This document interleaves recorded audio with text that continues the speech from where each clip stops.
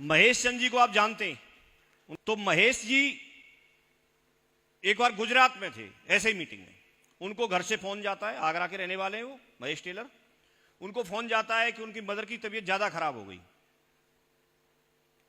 उन्होंने बोला ठीक है, मैं फंक्शन फिनिश हो गया, आता हूं मैं, लेकिन आने में फिर भी तो वक्त लगेगा ना, गुजरात से दिल्ली तक तो फ्लाइट लेके आ गए, लेकिन दिल्ली से यहां तक पहुंचने में भी कम से कम 4-5 घंटे का वक्त तो लग ही जाएगा। तो आते आते उनको शाम हो गई। डॉक्टर के पास इलाज चलाया, 6 महीने तक इलाज चलाया, और बात यह हुई कि डॉक्टर ने बोल दिया कि अब आप सेवा पानी करो, अब इनका कुछ नहीं हो सकता। उनके हाथ पैर काम नहीं करते थे, वो बोलती नहीं थी, स्थिति ये बन गई।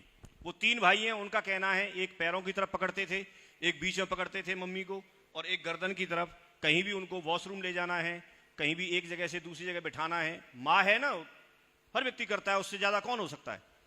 तो बोला हमने किया, लेकिन हमने 1 महीने 2 महीने 3 महीने 4 महीने 5 महीने, फिर भी तो व्यक्ति परेशान तो हो ही जाता है ना। तो उनका कहना यह था कि हम समझ नहीं पा रहे थे क्या है, और बहुत परेशानी में था मैं, कि मैं सब जगह जा जाके घूम घूम के बता रहा हूं कि नौनी सैकड़ों बीमारियों में फायदा करती है। कोई 200 बताता है, कोई 100 बताता है, कोई 300 बताता है, लेकिन कौन कौन सी बीमारी है सबका नाम तो हमको भी नहीं पता। क्या पता मेरी मम्मी को जो बीमारी है वो उन सैकड़ों बीमारियों में से ही एक ये वाली हो, ये भी तो हो सकता है। और जब मैं सब जगह से थक गया, सबने मना कर दिया, तो मुझे ट्राई करने में क्या रहा है, उन्होंने नौनी पिलाना शुरू किया। ये बात उन्होंने बोली हुई है, मेरे पास रिकॉर्डेड है, फिर कभी आपको दिखाएंगे। और उन्होंने पिलाना शुरू किया, उनकी मम्मी नौनी को पीती रही लगातार, नियमानुसार उन्होंने गुनगुने पानी में सुबह शाम खाली पेट लेकर के घोल करके पीना शुरू किया। लगातार जब पीती रही तो कुछ दिन के बाद ही एक दिन आवाज आती है, रोटी है क्या। उनको सबको बड़ा अचंभा हुआ, क्योंकि इतने सालों का वक्त हो गया, कई महीने का वक्त हो गया, मदर ने आवाज बंद हो गई थी और वो तो आस ही छोड़ दी थी उन्होंने। जैसे ही उन्होंने आवाज, एक खुशी की लहर दौड़ गई। रोटी उस समय थी नहीं, तो उन्होंने बोला, मैंने मैडम को तुरंत बोला कि तुरंत रोटी बनाओ, उनको रोटी खिलाई।